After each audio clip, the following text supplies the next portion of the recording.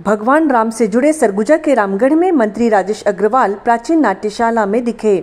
गौरतलब है कि छत्तीसगढ़ में हसदेव अरण्य का ऊर्जावान जंगल अडानी की कोल ब्लॉक आवंटन की भेंट चढ़ता जा रहा है। इसकी आज सबसे प्राचीन नाट्यशाला जो कि रामगढ़ की पहाड़ी के नीचे है, उस पहाड़ पर भी आ रही है, जिसे बचाने के लिए आदिवासी समाज समेत पूर्व मुख्यमंत्री टी.एस. सिंहदेव ने भी गैर राजनीतिक मुहिम शुरू की है।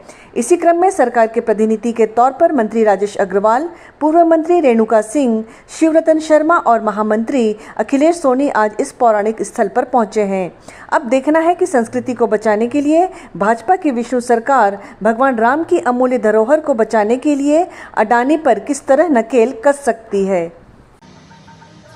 जी, जैसा कि आपने भी बताया और अन्य मीडिया के साथियों से भी ये जानकारी लगी कि भाजपा के प्रदेश समिति द्वारा एक कमेटी का गठन किया गया है रामगढ़ के संरक्षण के विषय में, और ये जानकर बड़ी हैरानी हुई कि उस कमेटी के गठन के पत्र में ये लिखा गया है कि कुछ राजनीतिक दलों द्वारा भ्रम फैलाया जा रहा है कि रामगढ़ के अस्तित्व को खतरा है। ये आश्चर्य की बात है क्योंकि अभी तक कोई भी राजनीतिक मंच पे इस विषय को नहीं उठाया गया है। श्री टी.एस. सिंहदेव जी ने भी जब इस विषय को उठाया तो उन्होंने खास ध्यान रखते हुए इसे गैर राजनीतिक मंच से उठाया, गैर राजनीतिक रूप से बात रखी और सबके सहयोग की इस विषय पर उनने अपील की थी। ये बहुत ही गंभीर विषय है। ये तब उठाया गया जब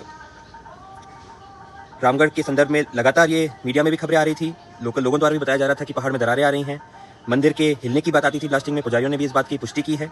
और राजनीतिकरण क्यों किया जा रहा है, किसके द्वारा किया जा रहा है, ये बड़ा विचित्र बात है। ये नहीं होना चाहिए और हम लोग उम्मीद करते हैं कि जो जांच कमेटी बनी है वो अपने दायित्वों का निर्वहन करेगी। वो याद रखेगी कि पिछली विधानसभा में वर्ष 2022 में सर्वसहमति से प्रस्ताव पारित किया गया था कि हसदेव कोल ब्लॉक क्षेत्र में अब कोई नई खदान ना खोली जाए। वो प्रस्ताव भाजपा के वर्तमान विधायक, उस समय जोगी कांग्रेस के विधायक धर्मजीत सिंह द्वारा रखा गया था। धर्मजीत जी के प्रस्ताव पर सहमति उस समय आज के स्पीकर माननीय रमन सिंह जी भी उस सदन का हिस्सा थे, बृजमोहन जी भी उस सदन का हिस्सा थे, अजित चंद्राकर जी भी उस सदन का हिस्सा थे, कौशिक जी भी उस सदन का हिस्सा थे। और इस बात का ध्यान रखना चाहिए कि ये विषय राजनीति के ऊपर है, हमारे धरोहर की रक्षा का विषय है। इस पे किसी भी हालत पे राजनीति को बीच में ना आने देना चाहिए और इसके संरक्षण की प्राथमिकता ही हम सबका दायित्व होना चाहिए।